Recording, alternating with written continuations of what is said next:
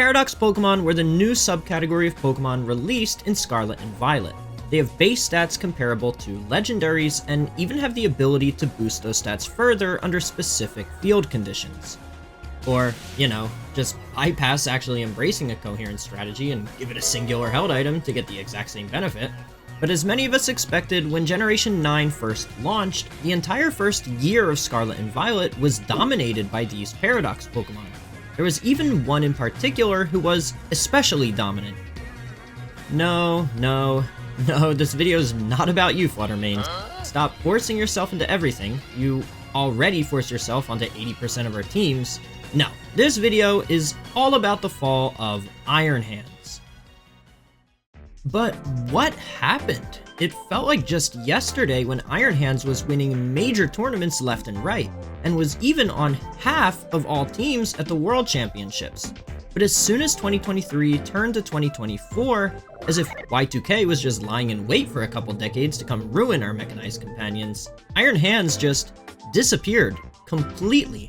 Competitive players all at once suddenly decided that it just wasn't good anymore and stopped using it. Well, in order to really understand what happened, as well as if the future Hariyama even has a future moving forward, we need to talk about what it was that made Iron Hands so dominant in the first place. But first, it's time to enter my Millionaire arc. Because if you're like me, you enjoy tactical games with interesting champions and intense PvE and PvP content. Well, let me tell you about an amazing game that has all this and more, Raid Shadow Legends. Raid is celebrating the arrival of spring in Teleria with a special Spring Hunt minigame. Find hidden items around the Mistwood, and once complete, you can win anything from in-game loot like legendary champions or skill tomes, to even real-life prizes like a free gaming console or gift cards. Simply download Raid using my link, head to springhunt.plarium.com, enter your Raid ID, and start searching for those hidden items. Raid is also celebrating their 5-year anniversary with their first ever Community Weeks, a 6-week-long event where players can be rewarded with the legendary champion Chronicler Adeline, just by logging in for 7 days between April 11th and July 8th. So come join me by downloading Raid from the QR code on screen or from the link in the description below. Just by joining, you'll get a starter pack with Epic Champion Tayrel, and when you reach level 25, you'll get another starter pack that includes Epic Rector Drath. But these free starter packs are only available if you download Raid using my links. After downloading, use the promo code SPRINGHUNT24 to get silver and more. My favorite champion is Biggin, so if you need some big hammer energy, come find me under the name Rizzo, join my clan, delete Urshifu please, and we'll be legends together. So click the link in the description and I'll see you on the battlefield.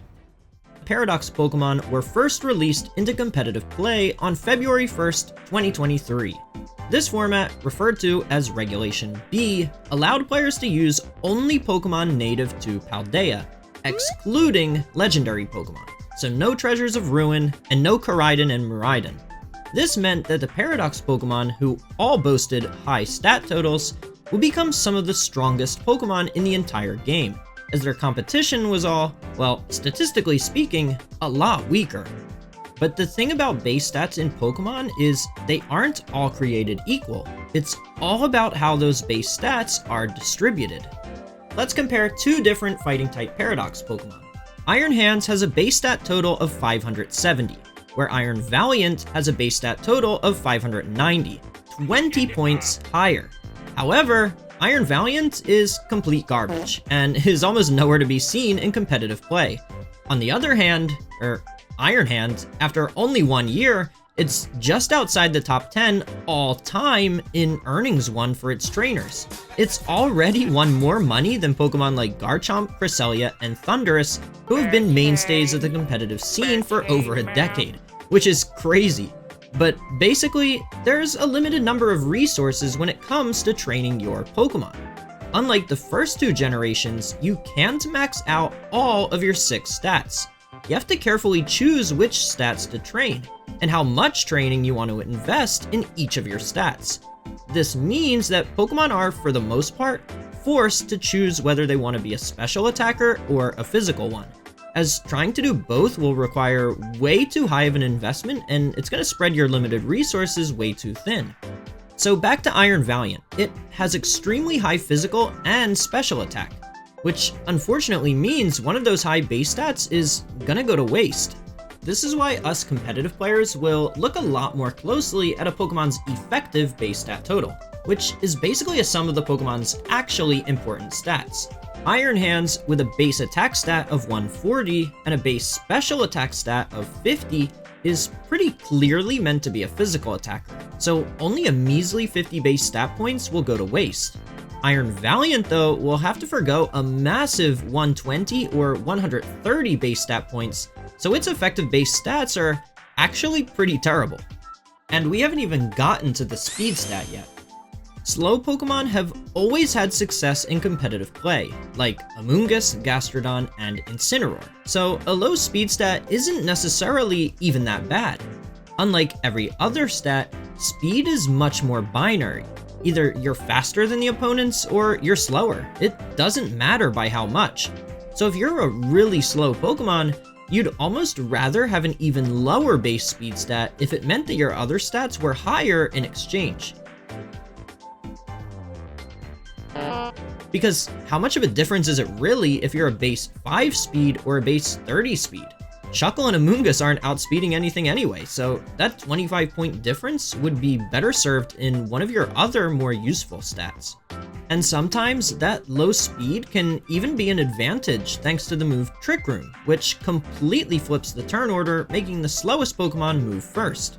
Sorry guys, but while we're talking about Amoonguss in a video about hands, I have to ask.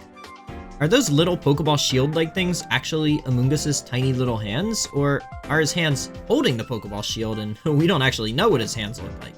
Let me know in the comments what you think.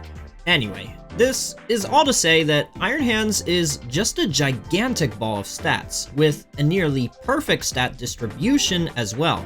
It has massive HP and attack, high physical defense, with the only downside being its mediocre special defense and speed. And like I mentioned, the low speed doesn't matter that much since he can take hits really well, and it can even be a benefit whenever Trick Room gets set up. Players can also easily make up for their Pokemon's low special defense with a simple held item, the Assault Vest. All of this adds up to Iron Hands being insanely tanky, while also capable of dealing massive damage, thanks to an attack stat higher than even powerful legendaries like Solgaleo, Koraidon, and Ho-Oh. But a Pokemon's stats are just one piece of the puzzle that determines whether it's actually good or not. A Pokemon's type, as well as the moves it learns, are just as important. In the case of Iron Hands, Electric Fighting isn't an amazing typing by any means, but it's also not horrible. Perhaps even more importantly though, is its uniqueness.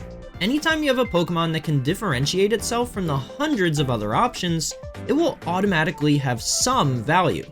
Electric Fighting is only shared by Pawmot, and well, have you seen that thing's stats laid out next to Iron Hands?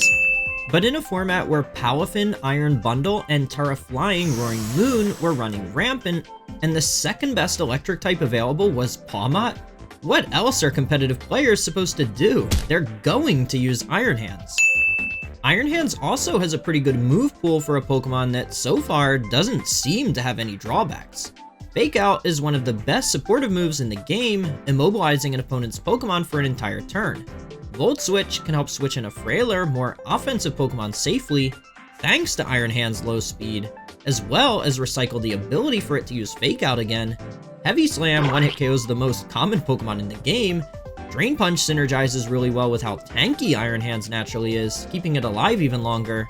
And Wild Charge is a powerful electric type move whose drawback and recoil damage is actually much less of a drawback for a Pokemon like Iron Hands, thanks to its high base HP. You see, unlike a move like Supercell Slam, the recoil damage from Wild Charge is calculated based off how much damage it does to the opponent, rather than anything related to its own HP stat. So if Wild Charge one-hit KOs a standard Iron Bundle, Wild Charge will deal 33 damage to Iron Hands in recoil. But because Iron Hand's base stats are distributed the way they are with its massive HP stat, that 33 damage equates to barely more than 10% of its health bar. For comparison's sake, a standard Pawmot using the same Wild Charge would lose over 20% of its health bar in recoil damage. This is why recoil moves like Wild Charge, Wave Crash, and Flare Blitz work especially well on high HP Pokemon, like Iron Hands and Dondozo, as well as on Pokemon who frequently hold berries to gain more HP, like Incineroar and Arcanine. Now, you may have noticed that I only listed damaging moves, so it shows just how good Assault Vest is on Iron Hands, because the big drawback limiting you to only damaging moves isn't even a big problem for it. But while Assault Vest Iron Hands had the most success last year, it actually also saw success without it in order to use stat boosting moves like Swords Dance and Belly Drum to try and sweep unprepared opponents. So now we've covered how Iron Hands has an amazing distribution of stats, a solid and diverse move pool that really suits it, and a unique typing giving it a good matchup into many of the common metagame threats, with no other good electric types in the format to compete with it for a slot on your team. Then what was it about 2024 that caused competitive players to, all at once, just stop using it? Well, first, let's actually address what I mean when I say it fell off. Because I could be talking about how it went from being on half of all teams to just 25% of all teams, which is still really good, right? Wrong.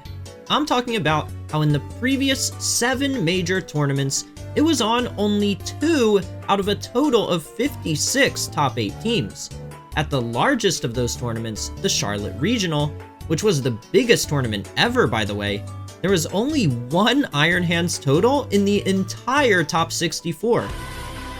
And at the most recent tournament at the time of me recording this video in Utrecht, only 2 Iron Hands even managed to qualify for day 2.